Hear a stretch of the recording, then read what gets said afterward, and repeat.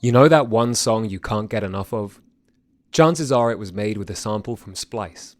Explore top packs made by your favorite producers, sketch out song ideas in seconds with Create Mode, and dive into a sample catalog that's so deep, it's dangerous. Find out why Splice is the industry's not-so-secret secret. Visit splice.com and try for free today. Welcome to the Fader Interview. I'm Alex Robert Ross, editorial director of The Fader. Jim Jarmusch is a singular force. A self-proclaimed dilettante, his passions are disparate and wide-ranging, but his love for and dedication to each of his creative endeavors runs deep. After high school, he enrolled at Northwestern University's prestigious Medill School of Journalism, but, legend has it, was asked to leave after he failed to enroll in any journalism classes, preferring instead art history and literature. From there, he took a slanting path through academia, studying poetry at Columbia, working for a Parisian art gallery, and eventually getting his master's in film from NYU. Averse to authority and plot, he found a home on the Lower East Side's no-wave scene, where musicians and filmmakers alike rejected the strictures of their respective art forms. 40 years later, Jarmusch's movies, stubbornly peculiar stories like Down by Law, Stranger Than Paradise, Mystery Train, and Dead Man, are the stuff of cult legend. They seem to take pleasure in toppling cinema's shibboleths. Though less widely known, Jarmusch's musical life has flourished too, in the shadows of his film career. In 2009, with the drummer and movie producer Carter Logan, he formed SQÜRL, a drone rock duo taking a similarly iconoclastic, if slightly subtle attack when surveying the institutions of heavy guitar music. Over the years, they've scored several of Jarmusch's films and released 2 EPs, but their newest work is their first full-length, standalone document of original sound. Silver Haze has a bit of everything: nature poetry readings, a prose vision of the apocalypse, a deceptively schmaltzy breakup track, and, of course, churning drones that evoke the form's masters. In advance of the record's release, The Fader's Raphael Helfand spoke to Logan and Jarmusch about Logan's reverence for Sun and Scott Walker, Jim's admiration for John Ashbery and the New School poets, and SQÜRL's ultimate goal of making unreservedly ecstatic music. So, were both of you just in New Orleans, or just you, Jim? No, we were both there also with Eric Sanko playing as our trio. Yeah, we played this Overlook Festival. That's a kind of horror film festival. Our film, Only Lovers Left Alive, is 10 years old. So they had us as an opening band for their vampire party in a kind of cool club. And then the next night showed Only Lovers Left Alive with a Q&A, so it was really fun. Well, that sounds great. I was at Big Ears this weekend, which was also great. Oh, wow. Who did you get to see? I didn't get to see enough of Mark Ribot, but I got to see some of one of his sets, and it was great. I saw a lot of Zorn stuff. I saw Stephen O'Malley, which we'll touch on later. A lot of good stuff. We love that festival. We were lucky enough to play there once, but would love to just go back as a fan. Yeah, it's great. I mean, it's cool. So, because the artists get to be fans too, as I'm sure you know. There's I'm walking into a room and David Byrne's just kind of standing there watching and enjoying. We were in an elevator with Terry Riley. What? Wow, so cool. So, getting into it, I misread the Silver Haze bio at first and thought that it said Stephen O'Malley played on the album. So I've been under that impression until pretty much today.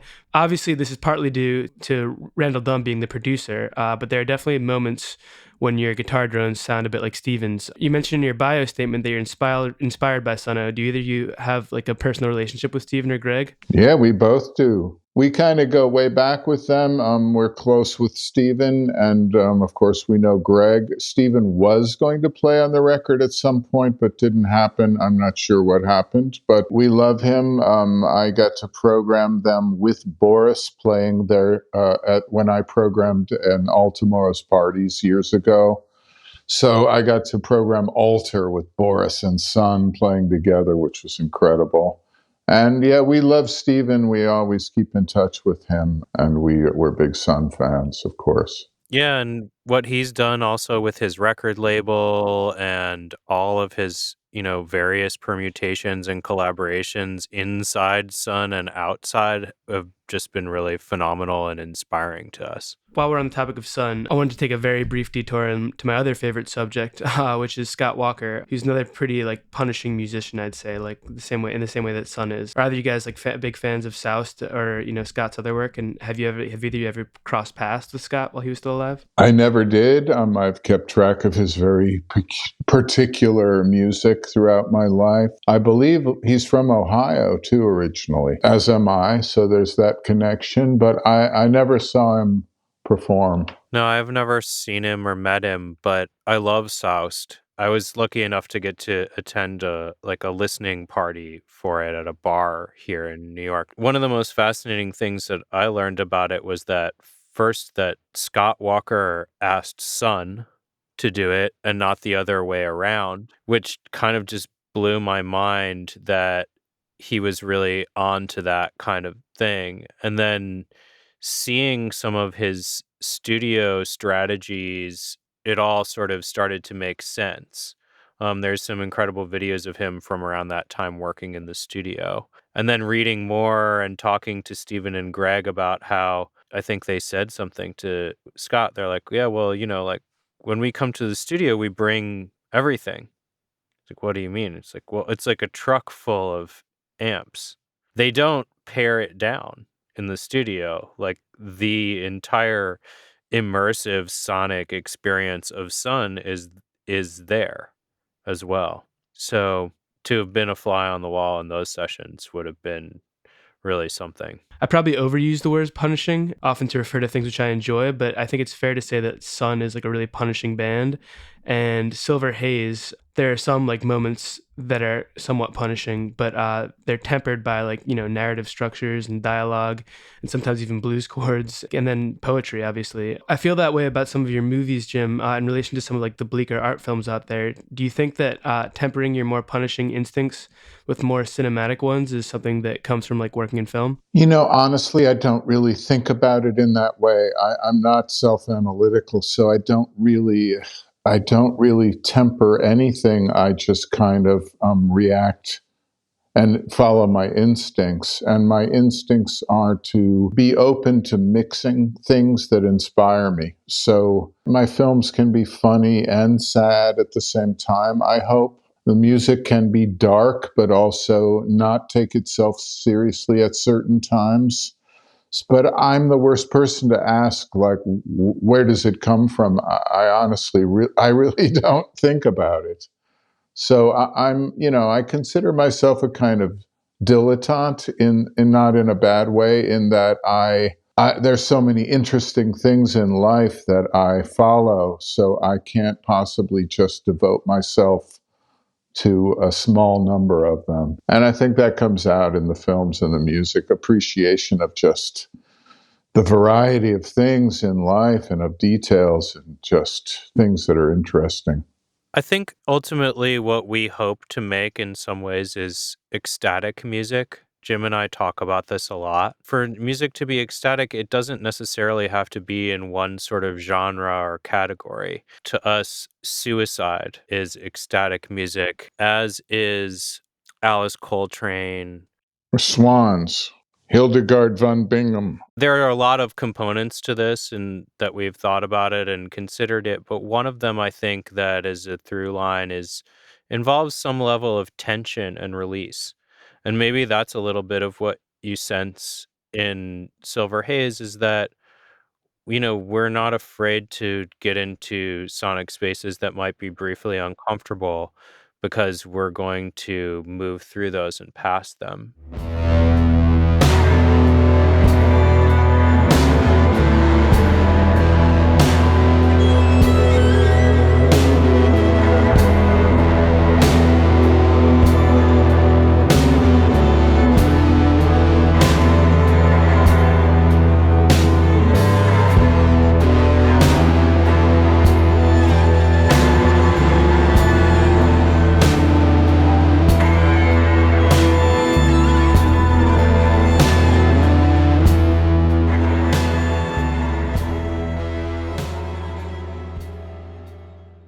That's really interesting. You mentioned ecstatic music. Not to go too far off another tangent, but I just interviewed Liturgy. Are you guys familiar with her work? Yes. Yes. She referred to like the passage of like extreme metal on her last album, which is really amazing, as Unbound Ecstasy.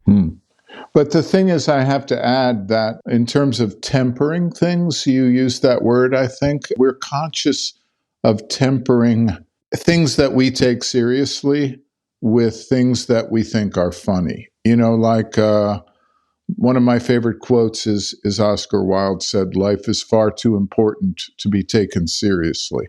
We make some music that kind of is inspired by ecstatic music, but we don't take it so seriously as to not have something lighter mixed in somehow. And we don't calculate it, but it's just kind of who we are and what we like ourselves. Yeah, joy is an ecstatic state just as much as dread. And humor too is for me an ecstatic state. Where would we be without comedians in the planet? I used to think about, okay, my religion is the imagination. So the most important people to me are artists, scientists, musicians, people who express things that come from the place of their imagination, which of course scientists do also. But then I realized, I'm forgetting one of the most important groups of human expression, which are comedians. So now I revere them with the greatest scientists and composers and painters, in the history of humans. Comedians are incredibly important. I only just got the credits from Catherine for the album, which is my fault. So I generally don't really know what the division of labor looked like in the album. I know, Carter, you played the drums, obviously, and Jim, you played a lot of guitar, and then you had Aryan, excuse me if I'm pronouncing that wrong, and Brent as well. But like in general, like who was in charge of what in the writing process? Was the writing process all you two? Well, it depends by what you mean by writing. A lot of times we started with initial tracks, many of which I recorded alone before any of this, just gathering like kind of droning guitar tracks, some structured things.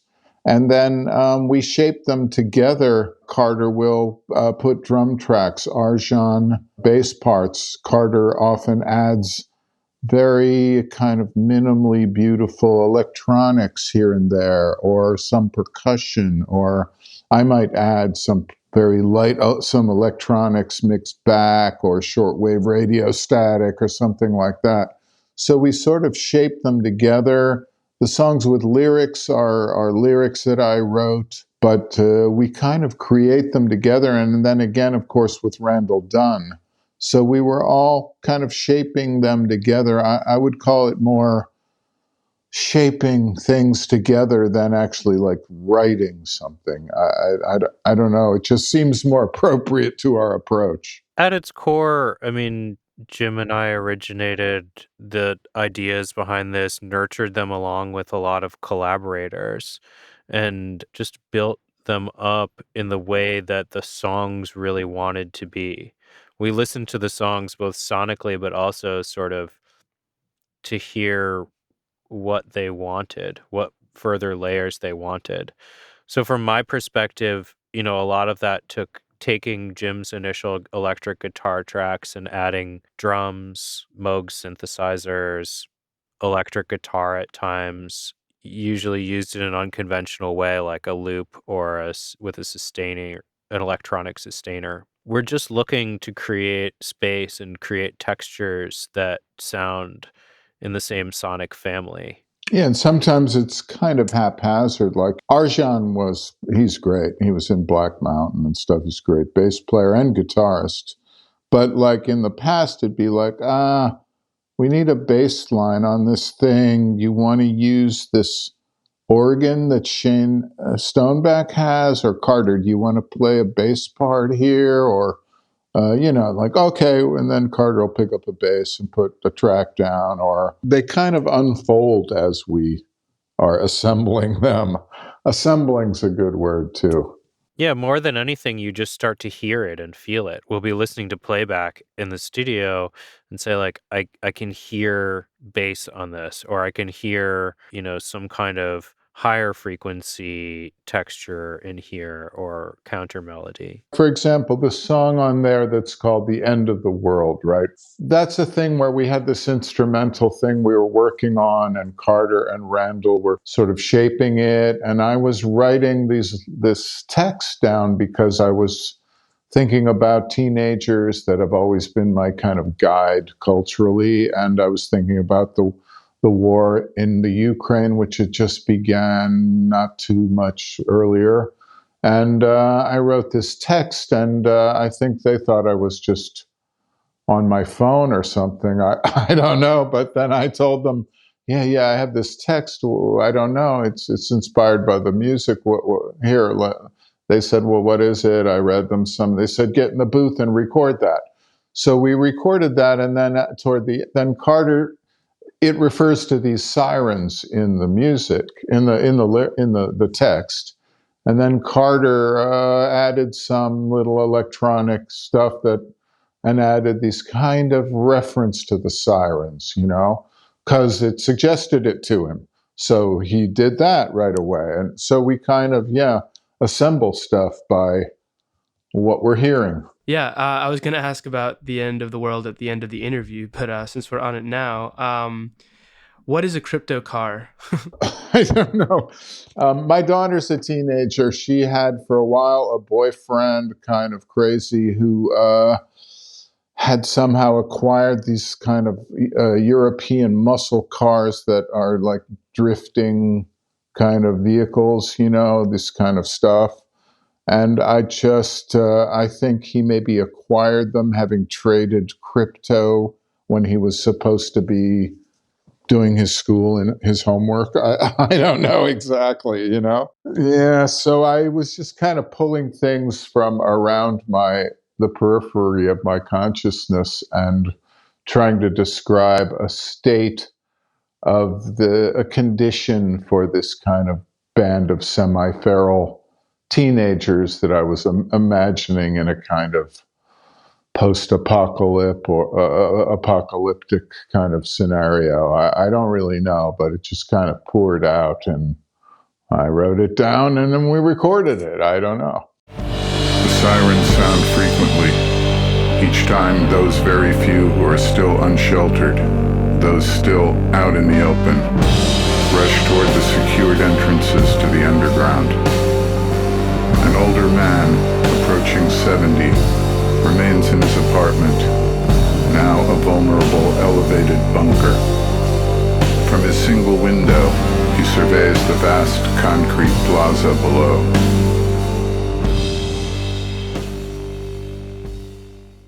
The apocalyptic vision that the song presents is like very specific. And I was wondering, do you have any favorite like apocalyptic visions in art or movies or, anything? Oh God, certainly. I'd say right off the bat, J.G. Ballard is one of the most important for me because I've read him all my life, and I consider him a kind of prophetic predictor of things in a very beautiful way. So J.G. Ballard, certainly, but there's a whole history of apocalyptic cinema for sure. And there are other kind of prophetic writers like William Burroughs in a different way. So, I don't know. In terms of movies, it would be way too hard to start listing, Soylent Green to, there's so many films. To the Dead Don't Die. Yeah, To the Dead Don't Die, exactly. How about you, Carter? Definitely Ballard. Generally, I think cinema has given us some incredible examples from Dawn of the Dead to oh man. Yeah, that's a hard question.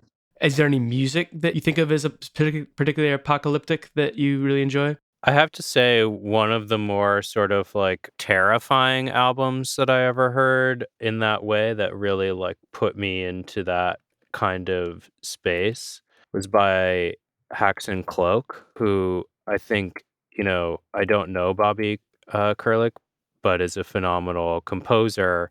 But his initial records as the Haxan Cloak are utterly haunting, and I think really lend themselves towards this kind of feeling of isolation and doom. The thing is, ultimately, I don't think that that's the music that I would probably want to listen to at the end of the the world. I think that ultimately what I return to are like great songs that have meant something in my life in different places, because music has an incredible capacity to conjure memory of time and place, and it's very powerful in that way. And so I think that in an apocalyptic state, I might choose to be maybe a bit more like the teenagers in the song and celebrate what we have left. So yeah, I mean, I wanted to go back a little bit to your other collaborators in the album, the featured artists. Obviously, they're pretty impressive. You have Mark Ribot, Annika, and Charlotte Gainsbourg. I was lucky enough, as I said, to catch part of Mark's last set at Big Ears last weekend with Los Cubanos Postizos. He's such an incredibly versatile guitarist, and you've got him on two different tracks, doing I think two very different things. And if I'm identifying which guitar is his correctly. How did that creative partnership in general and those two tracks in particular come about? Well, I've known Mark for a long time, since early to mid 80s. He even played on the scores to Down by Law and Mystery Train, I think. Oh, I didn't know that. And I've seen Mark play many, many times. I've hung out with Mark in a lot of places, including Tokyo once. It was really strange. I consider Mark to be like a gunfighter. Like you call him in to do a hit job, he can play. He's just so amazing. And a couple months ago, we were in Chicago together, where I got to see Mark do a live score with an acoustic guitar only to Charlie Chaplin film The Kid. And it was so nuanced and beautiful, and I don't know, it blew me away, like I forgot that it was even Mark playing a musical instrument, it was so moving. So Mark, he can do anything, and so we asked if he would come in and play on one track. It was the one called Il Deserto Rosso from the Antonioni film. And we said, Mark, you want to listen to this through once he got set up?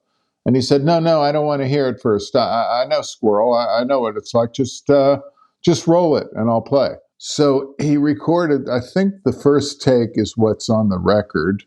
Then he did two more takes that were completely different, the last of which he was playing the guitar with his car keys. And then we were like blown away. And then he said, hey, you got anything else I might play on? So, we queued up another track, which he'd never heard, and just kind of unleashed it on him. And there he goes. Man, he is incredible. What kind of musical genius, I don't know. But he's always been remarkable to me. And he's such a focused, serious, but kind and funny person, so he's just amazing. Obviously, Annika, also a very special artist. Yeah, and I love her presence on this record and your dialogue with her. In some ways it's cute, but it's never cutesy, and I think that's largely because nothing Annika does is ever not cool. It's also pretty sad if you read it as a breakup song, which I'm not sure is correct, but the image of the beach is so simple yet so intense, and I'm wondering about the writing process on that one. Was it collaborative with Annika, or was it just you? I gave her the lyrics and the song and its structure. And so it was a little odd for her, because I think she has another way she might prefer to collaborate, which we'd like to try with her in the future. Maybe give her some tracks and say, do you have any thoughts, vocal line, melody line, lyrics? Because I think she's open to do something else with us. But this, I gave her, the song was written, and then I thought, well, what if it's a thing, not exactly Lee Hazelwood, Nancy Sinatra, but, that tradition of two people. And the lyrics were already there, so she gave it her interpretation on a few passes, but sort of like you said, whatever Annika does is cool. So, We were just so happy to get to do something. We'd like to do something more with her. I love seeing her live too. I want to see her again, her band. She's great. She's just kind of mysterious, and what a beautiful voice, her presence. We love her. I think saving the best for last, for me at least. I loved Charlotte Gainsbourg coming in and reading two John Ashbery poems. First off, can you tell me a bit more about why Ashbery and the New School poets mean so much to you? Well, I studied with Kenneth Koch and also David Shapiro. So they are two members of the so-called New York School, obviously along with Frank O'Hara and James Schuyler and Kenward Elmsley and Ron Padgett, who wrote the poems for the film Patterson, by the way. Well, we had created this instrumental track together, and I had called it John Ashbery Takes a Walk, because it was a kind of meandering. It seemed like someone taking a walk to me, and I love John Ashbery. So then I thought, after we recorded it, I thought, wow, what if we got Charlotte to recite one or two of these very early poems from Ashbery's first book, which is called Some Trees. And these are two of my favorite poems ever of his, although I have many. So I know Charlotte. I asked her if she might be interested. I sent her the poems and the music and just said, I don't know, would maybe read these? And then she called back a few days later saying, well, how would you like me to record it remotely? What would work technically? So she was into it. And, she's just incredible, that softness of her delivery of things. She is a really great musician. There's something, I love her music. I love what she does musically. She's also an incredible actress because she's totally natural always. You never see her acting out something in the films she's in. But as a musician, we were just thrilled to just have her voice there reading, and her accent being French and British, and also her connection to her father's aesthetic of using these quiet female voices that Charlotte carries on and makes her own, but it is a kind of lineage of her incredible father as well. But she's her own person, no question about that. And oh man, we were just so happy when we got the recordings back. I couldn't stop listening to them. That was really a great pleasure to have Charlotte's molecules in this record. So yeah, I was curious about, because Some Trees is obviously is a classic poem. Like, I know nothing about poetry really, and I know that poem. Le Livre sur la table. That poem is I think a little bit less well known. I'm curious about what in particular about that poem speaks to you. Well, I love that poem also, and I loved it too because it's in English, but the title's in French. Charlotte is English and French, right? So, and I love listening to her speak French or English, So it's also a very beautiful poem. So it just seemed logical. And at first, when we gave her the two poems, we weren't sure, should we just use one? And then she read them both to the music and sent the recording back, and they just seemed to fit beautifully, both of them, so we used them both. All beauty, resonance, integrity exists by deprivation or logic of strange position. This being so, we can only imagine a world in which a woman walks and wears her hair and knows all that she does not know. Yet we know what her breasts are, and we give fullness to the dream. That was SQÜRL's Jim Jarmusch and Carter Logan talking to the Faders' Raphael Helfand. SQÜRL's new album, Silver Haze, drops this Friday, May 5, via Sacred Bones. The Fader interview is engineered by Tony Giambroni. The executive producer is Alex Robert Ross, and the associate producer is Raphael Helfand. We'd like to thank Loughton Audio for providing our microphones. You can find them online at lautenaudio.com. And we'd like to thank James Ivey for providing our intro music. If you'd enjoyed today's episode, we'd appreciate if you left a 5-star rating and review. And keep an eye on thefader.com for essential music news, interviews, and essays. We'll be back next week with another episode of The Fader Interview. Goodbye until then. You know that one song you can't get enough of? Chances are it was made with a sample from Splice. Explore top packs made by your favorite producers, sketch out song ideas in seconds with Create Mode, and dive into a sample catalog that's so deep, it's dangerous. Find out why Splice is the industry's not-so-secret secret. Visit splice.com and try for free today.